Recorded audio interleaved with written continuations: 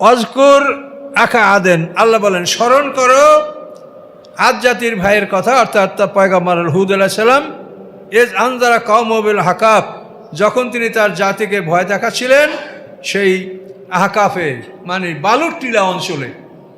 বালুর টিলা অঞ্চলে এরা বসবাস করত। এদেরকে এই আদ জাতির ভাই হুদ পয়গম্বর তাদেরকে সতর্ক করলেন। এবং এরা আদ এবনে আওজ এবনে এরাম এবনে সাম এবনে নূহ, নূহ আলাইহিস সালামের একেবারে ষষ্ঠ পুরুষের লোকেরা। আদ এবনে এরাম এবনে আদ এবনে আওজ এবনে এরাম এবনে জাসুর, আদ এবনে আওজ এবনে এরাম এবনে সাম এবনে নূহ, এই 6 পুরুষ। আদ এবনে আওজ এবনে এরাম এবনে সাম এবনে নূহ, এই নূহ আলাইহিস সালামের ষষ্ঠ পুরুষ।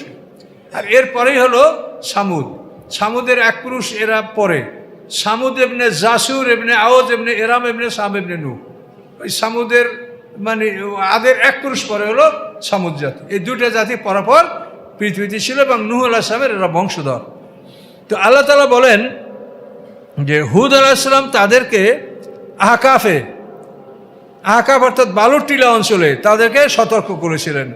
অকত খলাতের নুজুর ও মেমবাইনি ইয়াদেহি আমিন কল্পি, এবং নিশ্চয়ই ভয় প্রদর্শনকারীগণ তাদের সামনে এবং পিছনে মানে আগে এবং পরে ভয় প্রদর্শনকারী আসছিল, কিন্তু তাদের কোনো ইতিহাস আমরা বলতে পারছি না। এই যে হুদ আলাইহিস সালামের আগে কোনো নবী আসার ইতিহাস, এটা আমাদের কাছে এর তথ্য নাই। তবে আল্লাহ বলছেন যে আসছিল, এটা সত্য।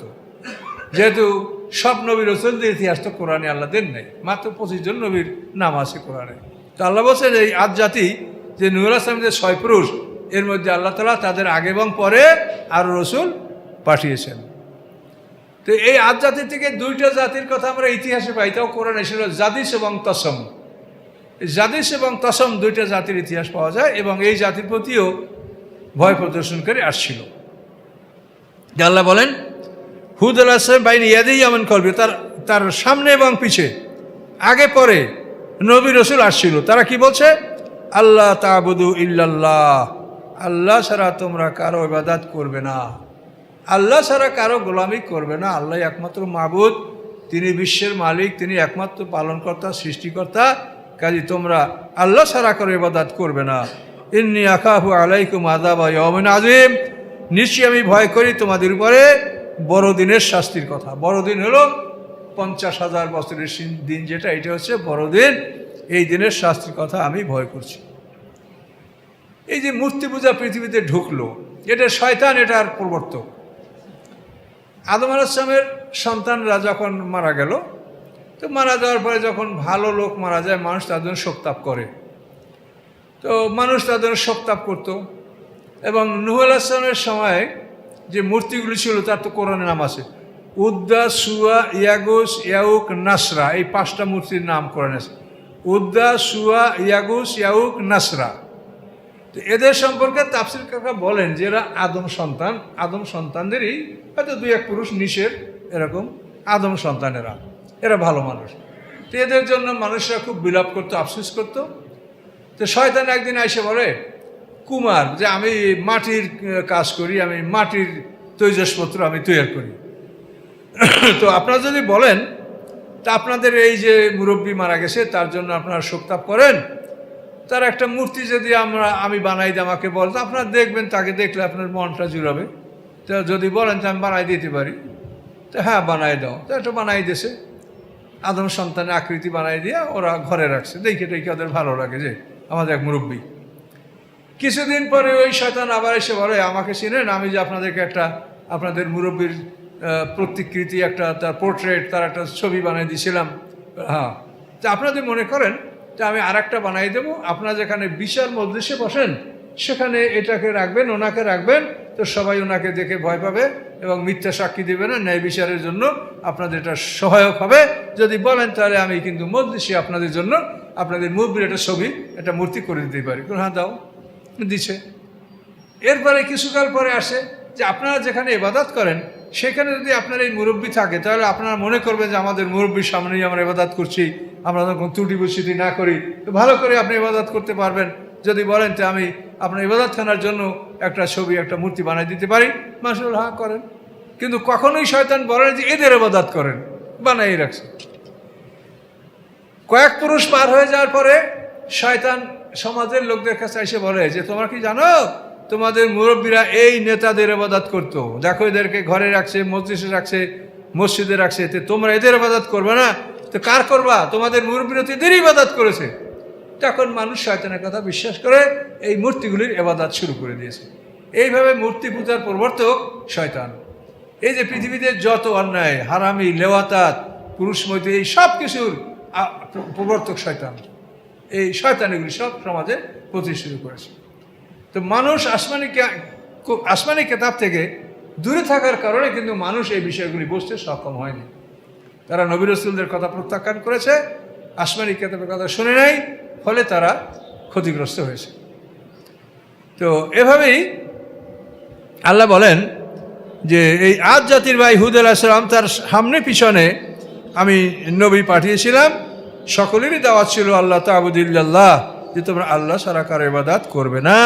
ইন্নী আখাফু আলাইকুম আযাব ইয়াউমিন আযীম, তোমাদের উপরে আমি বড় দিনের শাস্তির কথা ভয় করছি।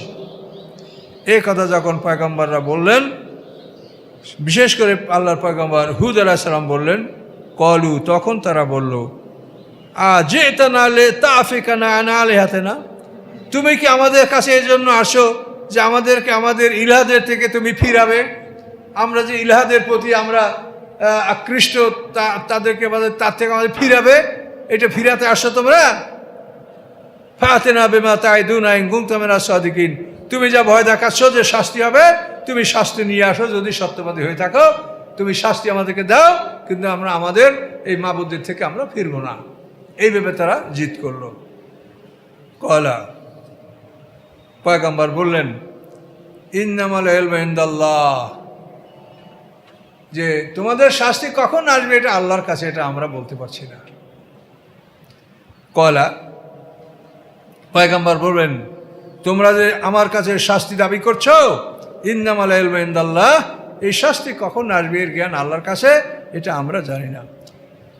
উবাল্লিগুকুম মা উরসিলতু বিহি, আমি তোমাদের কাছে পৌঁছিয়ে দিছি ওই সকল জিনিস যা নিয়ে আমি প্রেরিত হয়েছি, যা দিয়ে আল্লাহ আমাকে পাঠিয়েছেন, আমি সেগুলি তোমাদের কাছে প্রচার করছি, কিন্তু তোমাদের শাস্তি কখন আসবে এটা আমি জানি না, এটা আল্লাহ জানেন। ওয়ালাকিন্নী আরাকুম কওমান তাজহালুন, বরং আমি মনে করছি যে তোমরা একটা নির্বোধ জাতি, তোমরা নির্বোধ সম্প্রদায়, তোমরা বিপদে পড়বে। এরপরে কি হলো? ফালাম্মা রাহু আরজা মুস্তাকবিল আউদিয়াতিহিম, অতঃপর যখন তারা দেখতে পাইল তাদের শাস্তি, কিভাবে দেখতে পাইল? আরজান, একটা মেঘ, মুস্তাকবিল আউদিয়াতিহিম, যেটা তাদের জনপদের দিকে আগিয়ে আসতেছে। একটা মেঘ আকাশের এক সাইডে প্রকাশ পেয়েছে, কালো মেঘ, সেটা তাদের গ্রামের দিকে আগাই আসতেছে। যখন এই মেঘটা আগিয়ে আসতেছে, তো এখানে তাফসিরে বলা আছে যে তাদের উপরে কয়েক বছর অনাবৃষ্টি ছিল, মানে অপরাধের কারণে আল্লাহ তাদেরকে অনাবৃষ্টি দিয়ে শাস্তি দিয়েছিলেন। এরপরে হঠাৎ করে একটা মেঘ তাদের জনপদে দেখলো মেঘটা আগাই আসতেছে। কলু হাজ আরিজু মুমতিরুনা, তখন তারা বলল, এই মেঘ আমাদেরকে প্রচুর বৃষ্টি দিবে। এই কালো মেঘ এতদিন পরে আসে, এই মেঘ আমাদেরকে মুমতিরুনা, আমাদেরকে প্রচুর বৃষ্টি দান করবে। আল্লাহ বলেন, বালহুয়া মাস্তাজালতুম বিহি, ওটা বৃষ্টি নয়, ওটা ছিল ওই বস্তু যা তোমরা দ্রুত কামনা করতেছিলে, যে শাস্তি তোমরা চেয়েছিলে পয়গম্বরের কাছে, যে আপনি ভয় দেখান কেন, শাস্তি নিয়ে আসেন। তা আল্লাহ বলেন, ওটা তোমাদের জন্য মেঘ নয়, বালহুয়া মাস্তাজালতুম বিহি, ওটা হচ্ছে ওই বস্তু, যে বস্তু তোমরা দ্রুত কামনা করছিলে।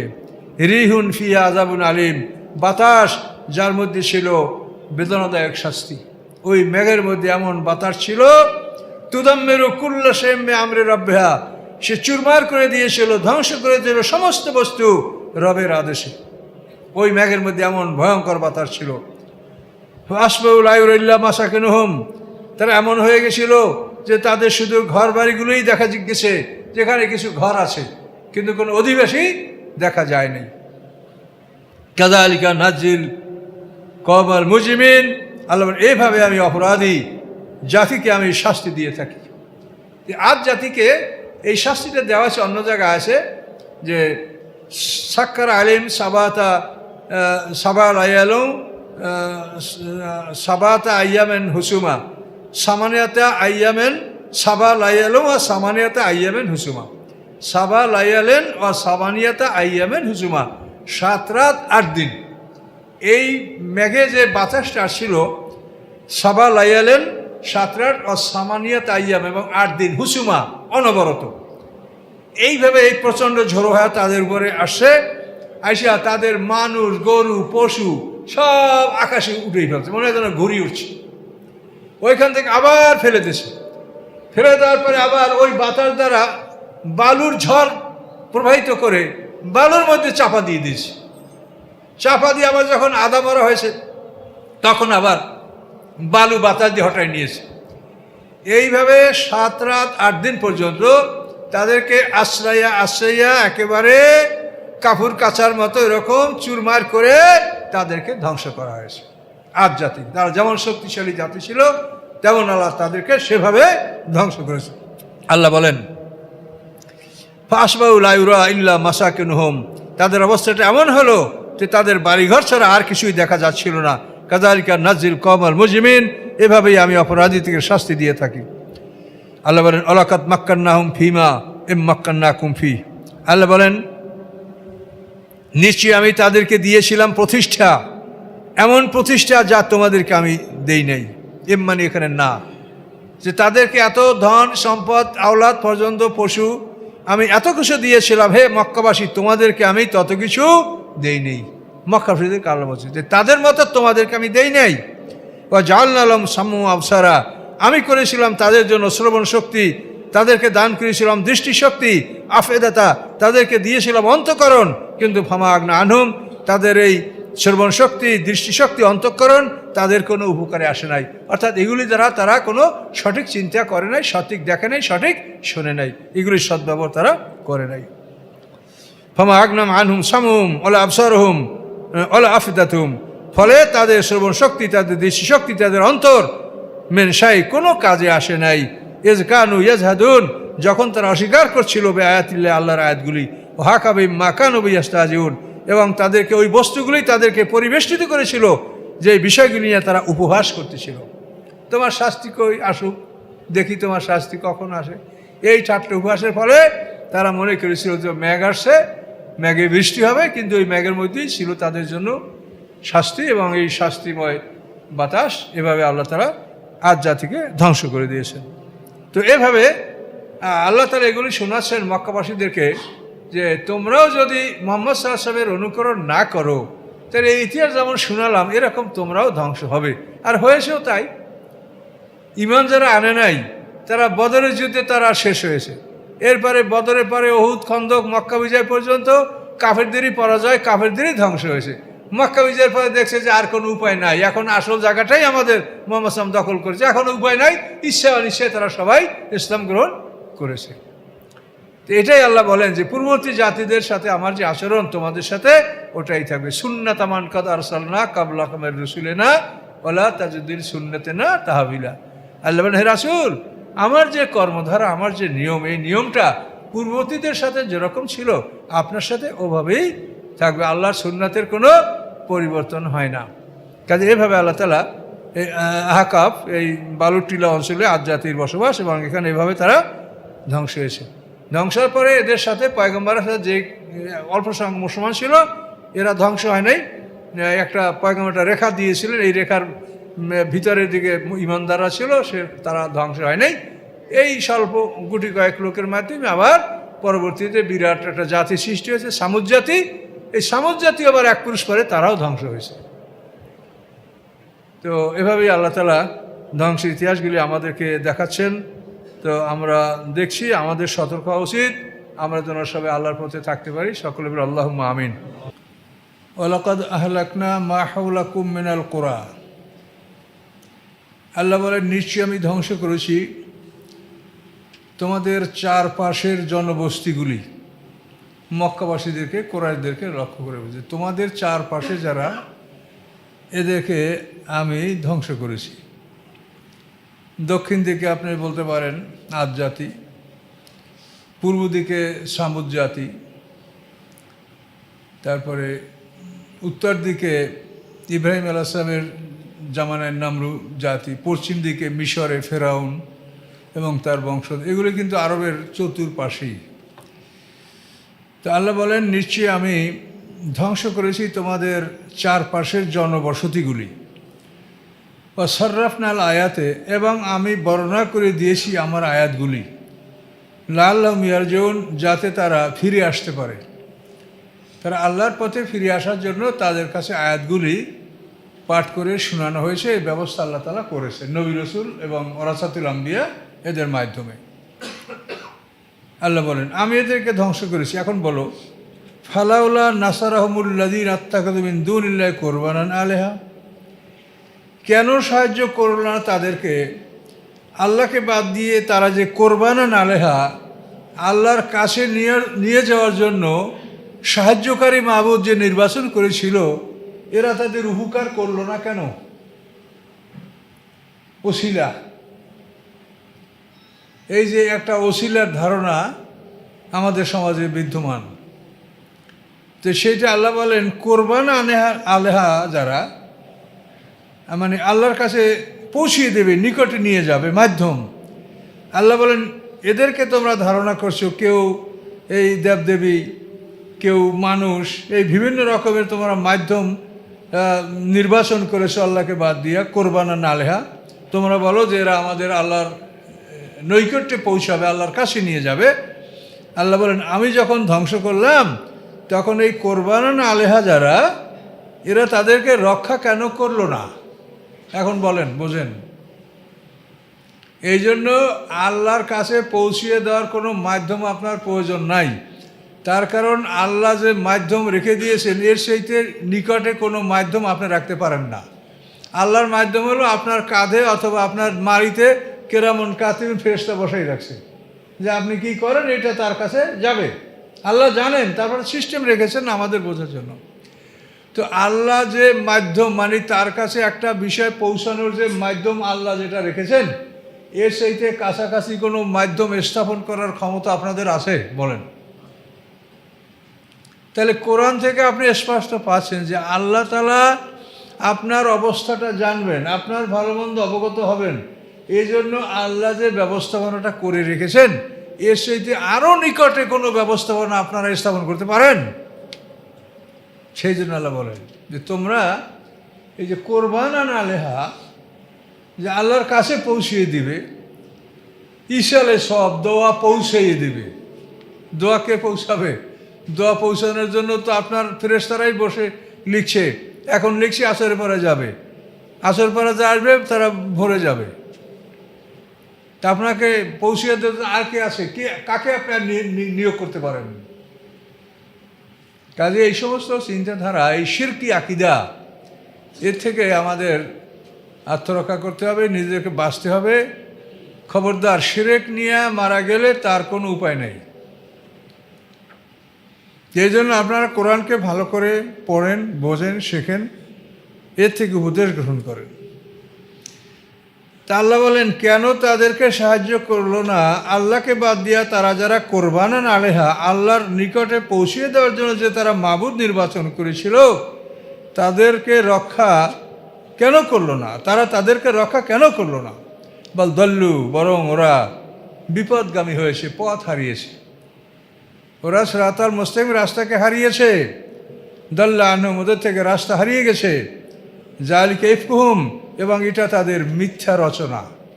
এই যে আমাদের কোরবানা আলেহা, আমার আল্লাহ আছে ঠিকই, কিন্তু আমাদের লাত ও জামানাত লাগবে। আল্লাহ আছে ঠিকই, কিন্তু আমাদের পিসাব লাগবে।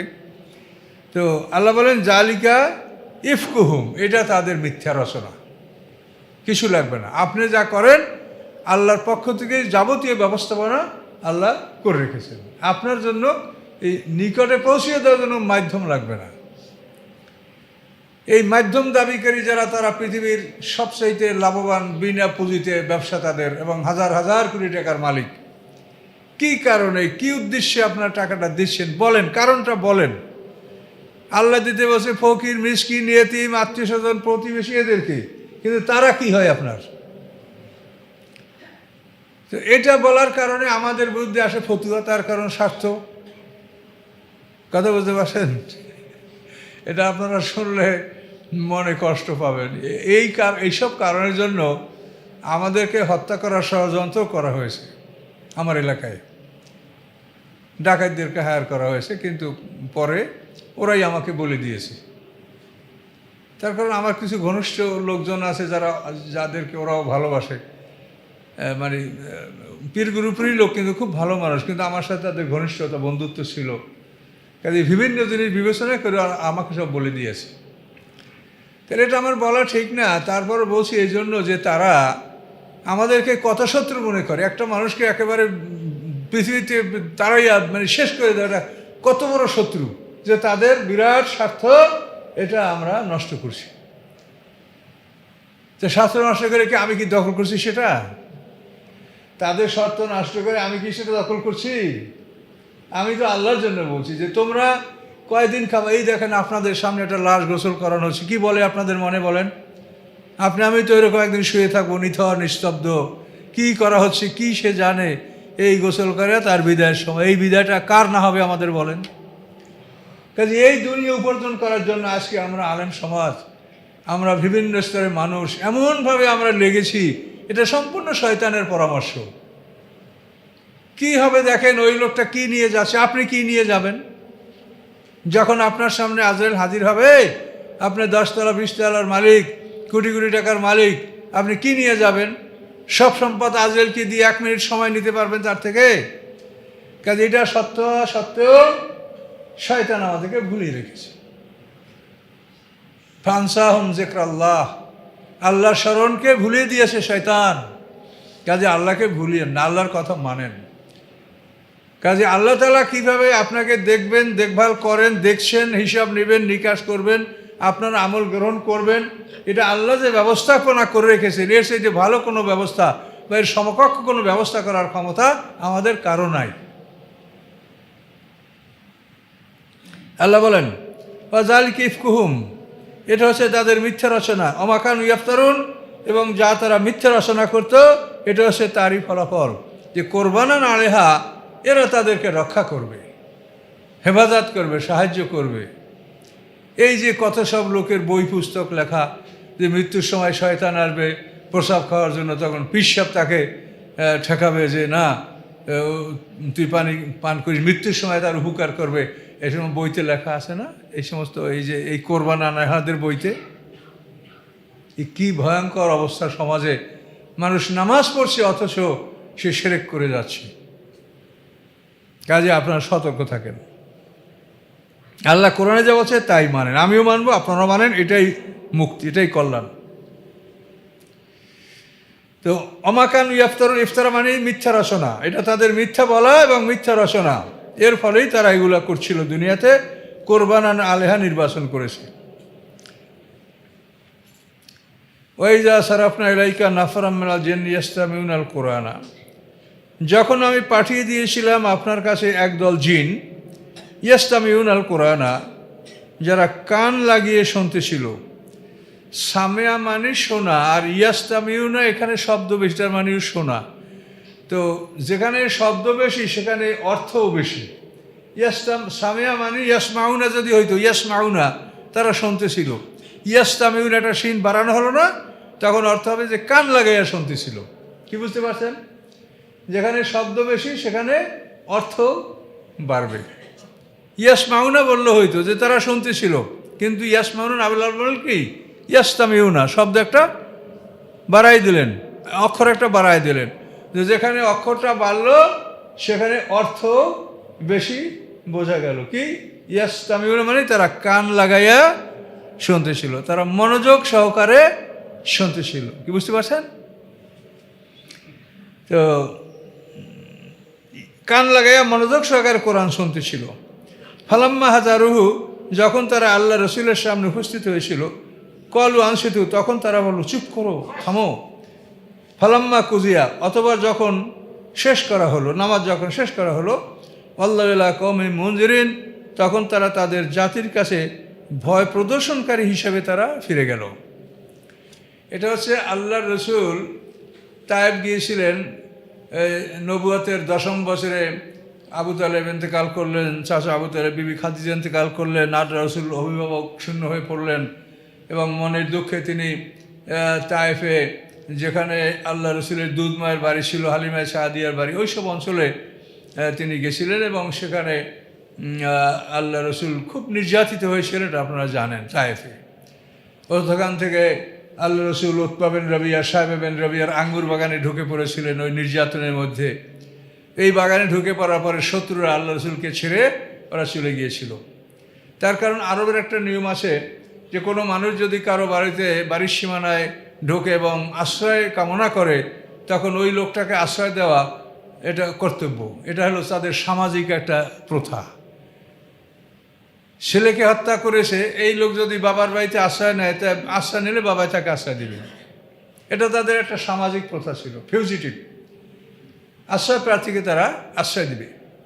তো আল্লাহ রসুল যখন উতবা বিন রবিয়া, সাহেব বিন রবিয়ার বাড়িতে আশ্রয় নিয়েছিলেন, তখন সেখানে ওই বাগানের মালিকরা উপস্থিত ছিলেন। তাদের একটা গোলাম ছিল সেখানে, গোলামটার নাম হলো আদ্দাস, খ্রিস্টান গোলাম। সেই গোলামটাকে ওরা বলল যে এই লোকটা খুব ক্লান্ত, একে একগুচ্ছ আঙ্গুর পেড়ে দাও। তখন ভালো পাকা আঙ্গুর ক্ষেত থেকে একগুচ্ছ পেড়ে, আর তায়েফ তো ফল ফুলের জন্য বিখ্যাত আরবে। তায়েফ মানে তওয়াফকারী। আপনারা তওয়াফ করেন না? এই বাগানটার, এই অঞ্চলটার নাম তায়েফ। এর সময় তাফসিরে বলা হয় যে এই ভূখণ্ডটাকে মাটির থেকে পৃথক করে কাবাগার তওয়াফ করানোর পরে আবার ওখানে স্থাপন করা হয়েছে, এই জন্য নাম রাখা হয়েছে তায়েফ।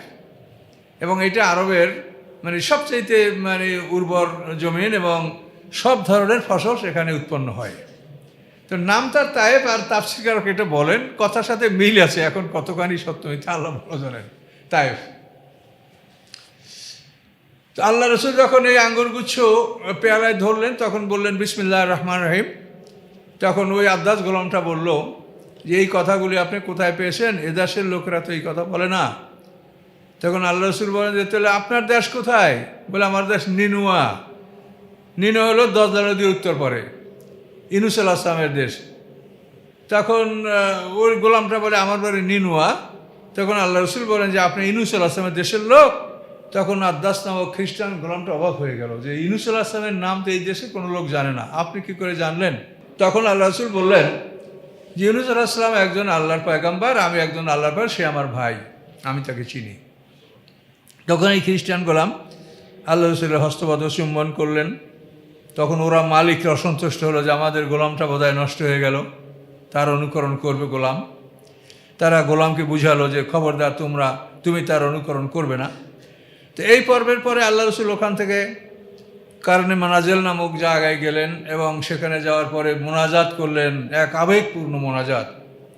তিনি আল্লাহর কাছে বললেন যে আল্লাহ, মানুষেরা আমার দাওয়াত কবুল করছে না, এটা মনে হয় যে আমারই ত্রুটি, আমি বোধহয় সঠিকভাবে দাওয়াত দিতে পারছি না, এটা বোধহয় আমারই ব্যর্থতা। তারপরও আল্লাহ, আমার অনুরোধ আপনার কাছে যে আপনি আমার ফয়সালা কি কাফেরদের হাতে ছেড়ে দিয়েছেন, যে ওরা আমার সাথে যেমন ইচ্ছে তেমন আচরণ করবে। এই মোনাজাত করতে করতে আল্লাহ রসুল দেখতে পেলেন জিবরিল আমিন মেঘের মধ্যে চলে আসতেছে এবং তার সাথে অন্য ফেরেশতারা। তো আল্লাহ রসুল বুঝতেই পারলেন যে আল্লাহর পক্ষ থেকে আমার জন্য সাহায্য চলে আসছে। তো জিবরিল এসে বলেন, ইয়া রাসূল, আমার সাথে এই দেখেন ফেরেশতা, এরা পাহাড় পরিচালনাকারী। তায়েফের দুই প্রান্তে 100 বাইন পাহাড় অবস্থিত। আপনি আদেশ দিলে এই 100 বাইন পাহাড় তুলে দুই পাহাড়ের মধ্যে এদেরকে সব পিষে মেরে ফেলবে এরা। আল্লাহ রসুল বললেন যে আমি অতি সন্তুষ্ট যে আল্লাহ আমার সমস্ত অবস্থা অবলোকন করছেন, দেখছেন। তো আমি তাদেরকে আদেশ দিব না, আমি আশা করব এরা যদি ঈমান না আনে, এদের ভবিষ্যৎ বংশধররা হয়তো ঈমান আনবে, আমি এদেরকে ক্ষমা করব, আমি এদেরকে ধ্বংস করব না, আপনারা চলে যান। আমি সন্তুষ্ট যে আল্লাহ তাআলা আমার সমস্ত অবস্থা পর্যবেক্ষণ করছেন। এখান থেকে আল্লাহ রসুল সামনে ওয়াদি নাখলা নামক জায়গা, এটা মক্কা থেকে খুব কাছে, মানে 6 কিলো মাত্র মক্কা থেকে দূর। ওয়াদি নাখলা একটা আছে, বাতনে নাখলা। বাতনে নাখলা হলো মদিনার কাছাকাছি অঞ্চল, আর এটা হলো ওয়াদি নাখলা, মক্কার কাছাকাছি। এগুলো কিন্তু অনেক তাফসির, অনেক হাদিসে এগুলোর সঠিক ব্যাখ্যা দিতে পারে নাই। এই হাদিসওয়ালারা লেখছে আল্লাহ ঘটনা বাতনে নাখলা, কিন্তু এটা বাতনে নাখলা না, এটা ওয়াদি নাখলা। বাতনে নাখলাটা হলো মদিনার কাছাকাছি একটা এলাকা। তো যাই হোক, ভুল হবে সবারই। আমরা আস্তে আস্তে দেখতে দেখতে অনেকগুলো ভুল আমরা সংশোধন করতে পারছি। আবার আমাদের কি ভুল হচ্ছে, আমাদের পরে যারা আরও গবেষণা করবে তারা এটা দেখবে। কাজে এটা কোনো অহংকার বা গৌরবের কথা নয় যে এই ভুলগুলো আমরা পাচ্ছি। আমাদের ভুলও মানুষ পাবে, হয়তো আমাদের মধ্যে ভুল আছে। তো এই ওয়াদিয়ে নাখলায় আল্লাহ রসুল যখন ফজরের নামাজ পড়তেছিলেন, তখন এই জিনরা, এই যে কান লাগার সঙ্গে এই জিনরা, মানে আল্লাহ রসুলের জন্মের রাত্রে যখন লৌহে মাহফুজ থেকে প্রথম আকাশে কোরআন নাজিল হলো, তখনই প্রথম আকাশকে আল্লাহ তাআলা কড়া পাহারাদার নিয়োগ করে আকাশকে কর্ডন করে দিলেন, এরিয়াকে আটকায় দিলেন, জিন শয়তানরা যেতে পারবে না। বাইতুল ইজ্জাত নামক জায়গায় আল্লাহ প্রথম আকাশে কোরআন নাজিল করেছেন আল্লাহর রাসূলের জন্মের রাত্রে।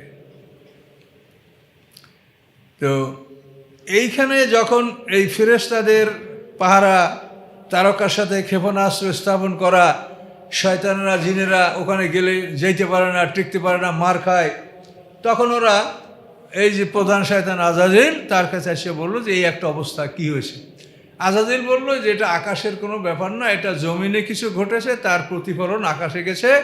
কাজে তোমরা জমিনে অনুসন্ধান করে দেখো যে আল্লাহ তাআলা তার জমিনে কোনো কিছু পাঠিয়েছেন কিনা।